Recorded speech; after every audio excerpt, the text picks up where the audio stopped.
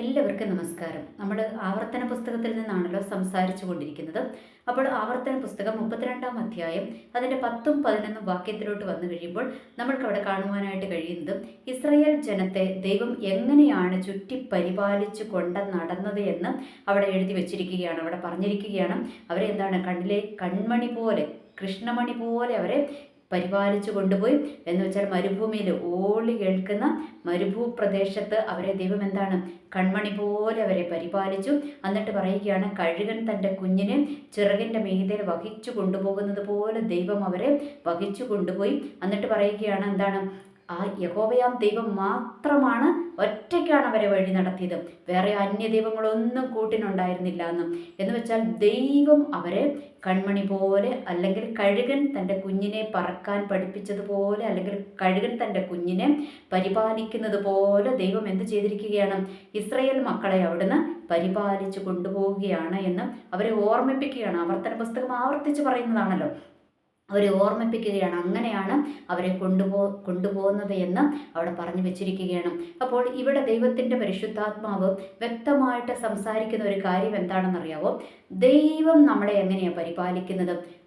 കഴുകൻ തൻ്റെ കുഞ്ഞിനെ പരിപാലിക്കുന്നത് പോലെ. എന്ന് വെച്ചാൽ കഴുകനെ അവിടെ എടുത്തു പറയുവാനുള്ള കാരണം എന്താണെന്നറിയാവോ? കഴുകൻ തൻ്റെ കുഞ്ഞുങ്ങൾക്ക് വേണ്ടി കരുതുന്നതും അതിനെ പറക്കാൻ പഠിപ്പിക്കുന്നതും നമ്മൾ ഒരുപാട് കേട്ടിട്ടുള്ളതാ അല്ലേ? അതിനെ പറക്കാൻ പഠിപ്പിക്കുന്നതും എങ്ങനെയായിരുന്നു?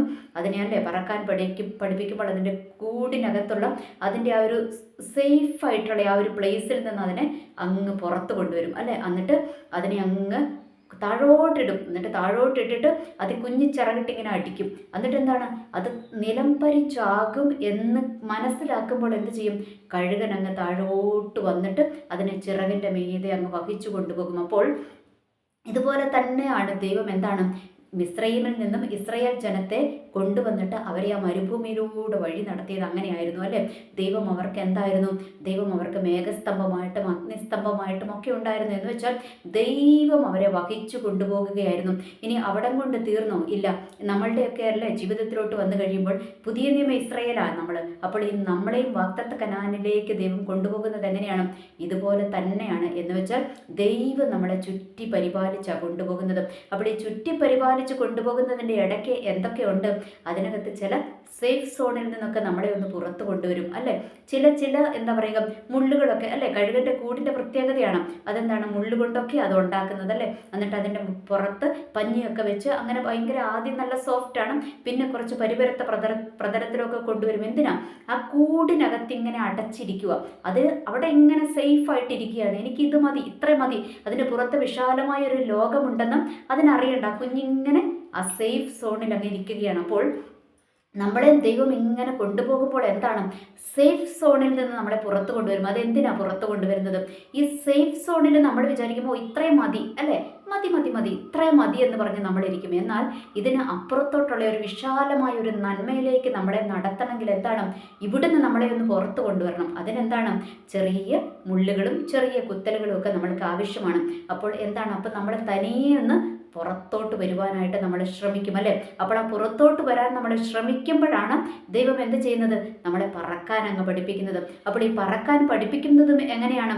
ആദ്യം ഇച്ചിരി ബുദ്ധിമുട്ടാണ് പറക്കാൻ. ആ കുഞ്ഞി ചിറകൊക്കെ അങ്ങ് വിരിച്ച് പറക്കാൻ ഇച്ചിരി ബുദ്ധിമുട്ടാണ്, കുറച്ച് പ്രയാസമാണ്. എന്നാൽ അതിന് തഴക്കവും വഴക്കവും ഒക്കെ വന്നു കഴിയുമ്പോൾ എന്താണ്, അത് ഈസിയാണ് അല്ലേ? കഴുകൻ അങ്ങ് മുകളിൽ പറക്കും, അതുപോലെ ദൈവം പൊക്കത്തിലോട്ട് പറപ്പിക്കും. അപ്പോൾ ഇതിൻ്റെ ഇടയ്ക്ക് നമ്മൾ മനസ്സിലാക്കേണ്ട ഒരു ദൈവാത്മാവ് എന്നോട് ഇടപെട്ട ഒരു ദൂതാണ്.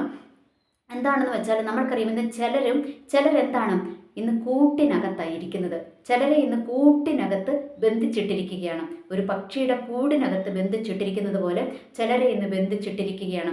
അപ്പോൾ എന്താണ്, ഇത് ഇന്നലെ എന്നോട് ഇടപെട്ടതാണ്. അപ്പോൾ ഞാൻ ഇന്നാണ് അതിനെക്കുറിച്ച് സംസാരിക്കുന്നത്. ഓക്കെ, എന്താണ് ഈ കൂടിനകത്ത് ഇങ്ങനെ ഇട്ട് കഴിയുമ്പോൾ നമ്മൾ വിചാരിക്കും, ഓ കുഴപ്പമില്ല, എന്താണ് അല്ലേ? ഒരു പക്ഷിനെ കൂട്ടിനകത്ത് ഇട്ട് കഴിയുമ്പോൾ എന്താണ്, ആ പക്ഷിക്ക് വേണ്ടുന്ന ഭക്ഷണം, ആ പക്ഷിക്ക് വേണ്ടുന്ന എന്താണ് വെള്ളം ഒക്കെ ആ കൂട്ടിനകത്തോട്ട് അങ്ങ് കൊണ്ടുതരും. അപ്പോൾ ഭയങ്കര ഈസിയാണ്. ഇനി നമ്മൾക്ക് ഈ തത്തേനെ എടുക്കാം അല്ലേ?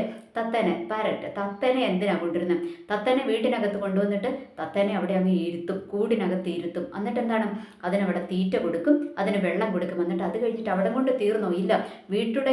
വീട്ടുടമസ്ഥൻ എന്താണ്, അതിനെ കൊണ്ട് സംസാരിപ്പിച്ചിട്ട് അതിൽ നിന്ന് സന്തോഷം കണ്ടെത്തണം. അതിനെന്ത് ചെയ്യും? അതിന് പനയോലയൊക്കെ കൊണ്ടുവന്ന് കൊടുക്കും, അല്ലെ പനയോലയൊക്കെ കൊടുക്കും. അതിൻ്റെ നാക്കിൻ്റെ കട്ടി കുറയ്ക്കാൻ. എന്നിട്ട് അതിൻ്റെ അങ്ങനെ അരമുള്ളതൊക്കെ കൊടുത്ത് അതിനെ കൊണ്ട് കഴിപ്പിക്കും. എന്നിട്ട് എന്താണ്, അതിനെ കഴിപ്പിച്ച് കഴിഞ്ഞിട്ട് അതിൻ്റെ നാക്കിൻ്റെ അരം അല്ലെങ്കിൽ നാക്കിൻ്റെ കട്ടിയൊക്കെ കുറഞ്ഞു കഴിയുമ്പോൾ ഇത് സംസാരിക്കാനായിട്ട് തുടങ്ങും. എന്നിട്ട് ഇതിനെ കൊണ്ട് സംസാരിപ്പിക്കും. ഇവർ പറഞ്ഞു കൊടുക്കുന്നതാണ്, ഇവൻ പറഞ്ഞു കൊടുക്കുന്ന ഇവൻ്റെ നിലവാരം അനുസരിച്ചുള്ള വാക്ക് ഇവന് എന്തിനു പറഞ്ഞു കൊടുക്കും?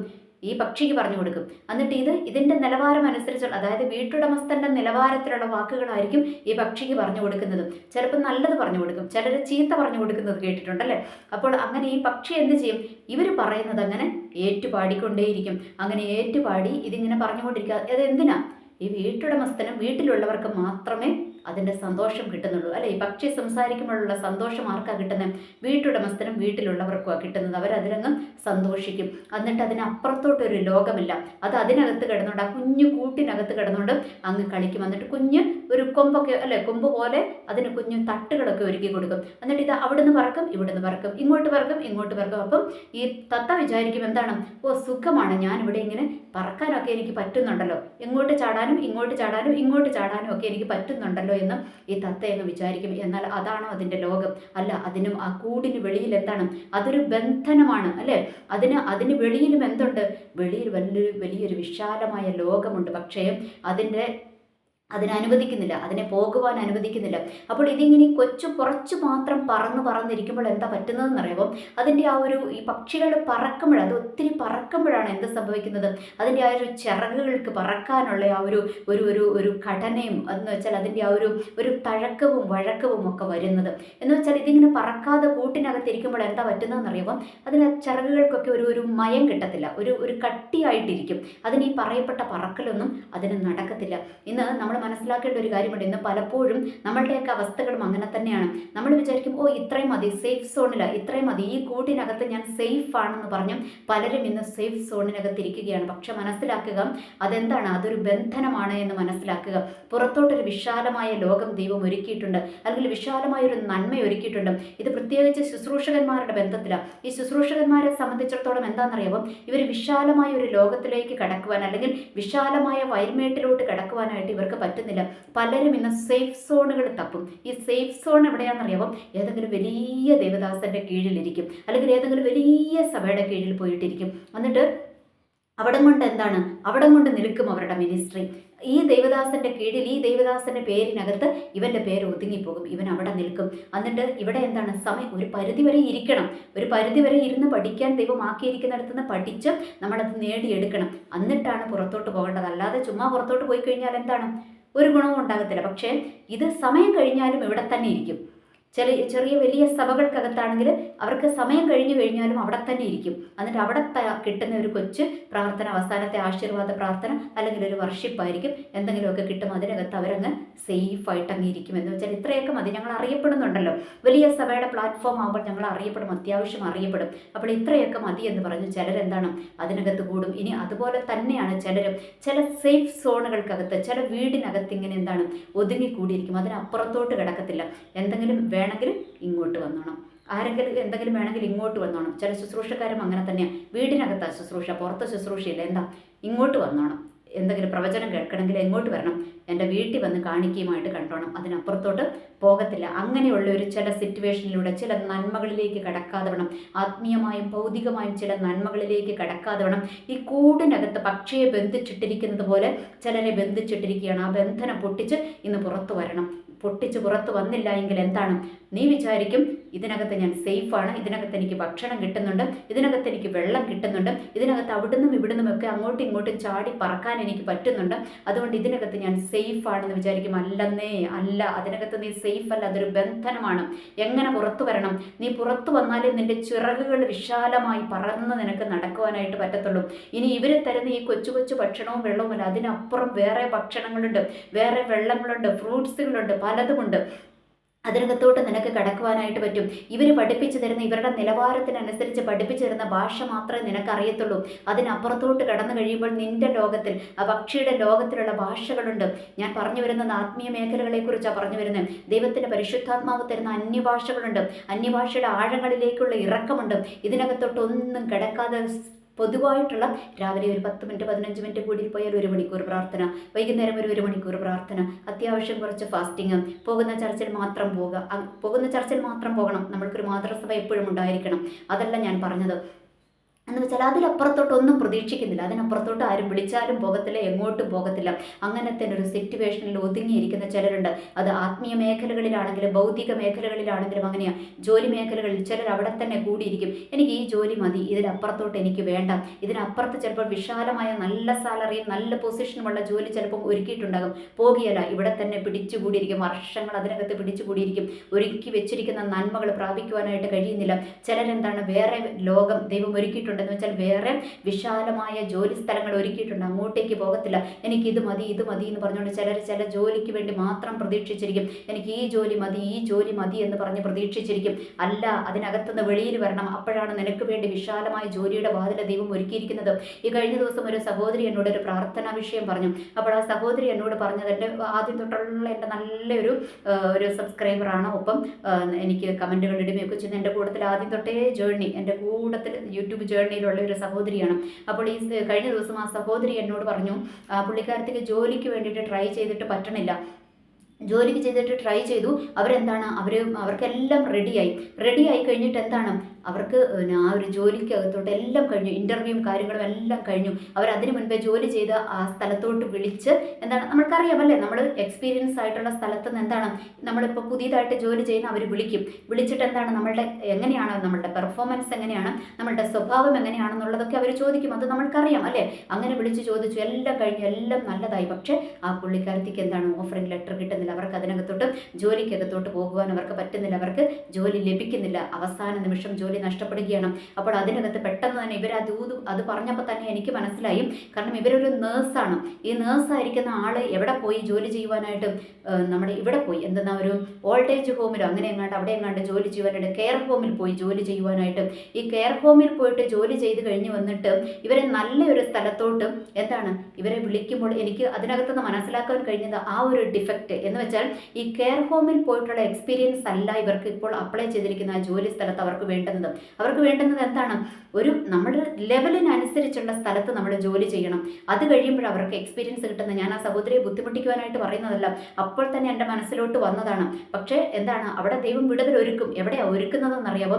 പറ്റിപ്പോയി. ദൈവത്തോട് ചോദിക്കാതെ എടുത്തൊരു തീരുമാനമായിരുന്നത്. കെയർ ഹോം എന്ന് പറയുന്നത് ദൈവത്തോട് ചോദിക്കാതെ എടുത്തൊരു തീരുമാനമായിരുന്നു. അതായിരുന്നില്ല നിന്റെ ജീവിതത്തിൽ ദൈവം ഒരുക്കിയിരുന്നത്.